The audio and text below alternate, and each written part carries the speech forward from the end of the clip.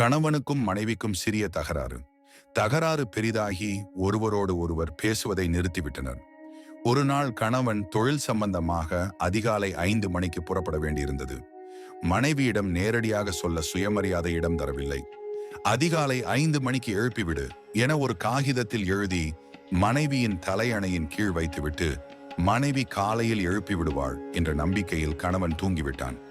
காலையில் எழுந்து நேரத்தை பார்த்தால் மணி 7. பயங்கர கோபத்தோடு மனைவியை பார்த்தான். ஏன் என்னை எழுப்பிவிடவில்லை என கோபமாக கேட்டான்.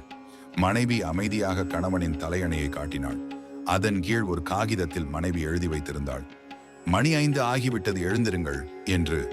இந்த கதையில் சுயமரியாதையை காப்பாற்ற வேண்டி காகிதத்தில் எழுதி வைத்த கணவன் காலை தாமதமாக எழுந்தவுடன் கோபத்தில் சுயமரியாதையை மறந்து ஏன் என்னை எழுப்பிவிடவில்லை என்று கேட்கிறார். முதல் நாள் இரவு கொஞ்சம் தனது சுயமரியாதையை மறந்து மனைவியிடம் எழுப்பிவிடு என்று சொல்லியிருந்தால் பயணம் தடைப்பட்டிருக்காது.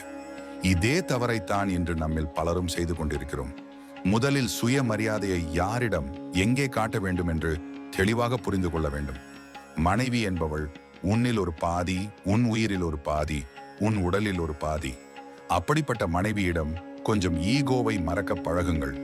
இது ஆண்களுக்கு மட்டுமல்ல, பெண்களும் இதே தவறைத்தான் செய்கிறார்கள். இதனால் பாதிக்கப்படுவது இருவருமே தான். இது போன்ற உணர்வு பூர்வமான வீடியோக்களுக்கு சப்ஸ்கிரைப் செய்ய மறவாதீர்கள்.